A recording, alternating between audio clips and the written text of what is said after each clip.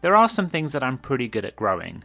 I can be quite sure that I'll have a good haul of potatoes, onions and garlic each year, but where I'm weakest, I think, is getting crops and flowers started from seed. You may be the same.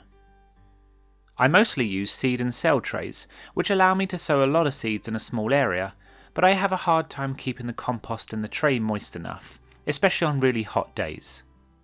This then leads to a stunted plant. I also have a lot of slugs and snails in my garden, which demolish all of my young seedlings. What I need is a controlled growing space where I can get the seeds sown and the young plants established before I move them outside to fend for themselves. I found this indoor hydroponics thing for growing salad all year round indoors. That sounds like it could work, though it's a little more than I'd normally spend on gardening bits, so thank you to my patrons for funding this purchase. If I can get the seedlings started in this, I can keep a close eye on them. They'll not suffer due to my slightly random watering routine, they'll be pest free, and they'll have a really strong root system for when they go in the ground. I'm also working on another hydroponics project, and this will come in handy for that later. The setup was straightforward. There's a liquid reservoir at the bottom, with a lid which contains 12 holes. Each hole holds a basket, and each basket a pod. The baskets sit in the water, and there's this handy pouring hole here which lets you top up the water without disturbing your plants. Following the instructions, you fill up the reservoir with water up to the maximum line shown on the little window at the front. As you can see, the bottom of the pod just touches the top of the water level, so it's not drowning the pod, but it can draw water up slowly. The top of the system has a fan to circulate the air and to move the seedlings a little, which helps them grow strong. It also contains the grow lights, the controls for which are on the top. You turn them on either vegetable or flower mode, and it will then turn off in 14 hours. It will then repeat the same schedule forever. The fan and water are on their own button, and they'll just do their own thing periodically. The lights and the fan can be lowered and raised, depending on the height of the plants, using a bolt on the back of the upright. With all hydroponics, the water needs to have nutrients added, so the plants have everything they need to grow leaves, flowers and fruits. With this setup, you get 2 bottles which contain powdered nutrients. Water is added, given a good shake, and the right amount added to the water, again just following the instructions. They also supply these little cups which I found in the box, which sit over the seedlings to keep the pods from drying out, and there are some caps that you can put over the holes when they're not being used. I sowed 2 to 3 seeds per pod, with the idea of cutting down to the strongest one as they grow. I started with lettuce, spinach, Swiss chard, that kind of thing, just to see how well it works. The hole in the pod is a good size for most seeds, but it would be too small if you were interested in getting the larger seeded fruits started, like pumpkins or squash, though I'm sure you could just make the hole a bit larger. After sowing, the little cups go on top to protect the seeds and to reduce evaporation. One problem with this system is that the pods are the exact size of the baskets, and they're about £25 for 50, and you can only use them once, which makes them 50p each, and you can get a big bag of salad for £1. With the cost of the setup, powering it and then ongoing cost for pods, would it be cheaper just to buy the produce from a shop?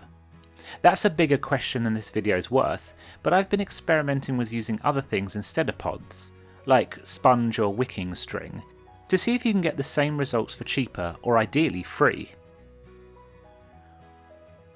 Once the seedlings appear, the cups can come off, and then we thin them down to the strongest seedling. I'm really impressed with how quickly everything grows in this. The lettuce germinated in just 2 days, and I've tried a range of leafy greens and everything has germinated really quickly. The spinach didn't germinate, but then neither did the ones I sowed outside, so I think the packet was just a dud. If you do sow multiple seeds per pod, cut back the smallest ones, keeping just the largest seedling to grow on. This lettuce is now 2 weeks old, and you can lift the basket to check on the root progress. The roots will often come right out the bottom of the pod, but I've also had them come out the sides and straight down into the water. The fact that the roots are so white means that these seedlings are very healthy. Now there's a few things you could do with this young plant. You could take the basket off and plant the pod in the ground or in a pot outside to live on. The amount of strong roots should give a really good chance of developing into a strong plant, hopefully with lots of fruits or flowers. You could leave it in this setup and harvest as and when you need to.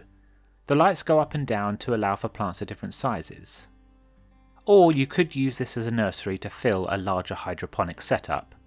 Here's a sneaky little peek at a future video. I set this up in the first week of September. It's now the end of November and I'm already on the third batch of seedlings coming out of this nursery. I've got 30 strong plants growing on outside as a result. Not bad for after only a few weeks. Okay, so it's pros and cons time. We'll start with the cons. The main one is definitely cost. The initial setup is a little pricey, and this setup cost me about £100. The pods, as I mentioned earlier, are £25 for 50, but I'm going to try cheaper alternatives. The liquid feed shouldn't cost that much, and I'm going to experiment using compost tea, which I can make for free. I'm not sure about the running costs, but I haven't noticed a big difference in my bills. And secondly, it makes sense to me to have this in the kitchen, as this is where you're going to be cutting the leaves and preparing your food, though finding space and sacrificing a plug socket may be tricky in some kitchens. There's lots of pros. It doesn't require much maintenance and it's easy to set up. It's quiet. The seeds germinate really quickly. It's small and compact. You can get plants started out of season and grow salad all year round. It's clean and free from pests. It's fun to watch the plants grow, and grow quickly they do. It gives you that gardening buzz even in the winter, and it's a really easy way to add some healthy leaves to your meals. This nursery is doing two things for me. The first is to film my outdoor hydroponics, a video for which will be up on the channel soon, and the second is to grow salad through the winter. So far it's done both perfectly. I use one side for salad and the other side for sending seedlings outside. I hope you found this video useful. If you've got any questions about setting up or using these indoor hydroponics, please put them in the comments, and I or someone from the community will help you if they can. Thank you also to my patrons for supporting me and making this video possible. I think of you whenever I'm chowing down on some delicious salad. Here are some other videos which you may be interested in. Thank you for watching, and happy growing!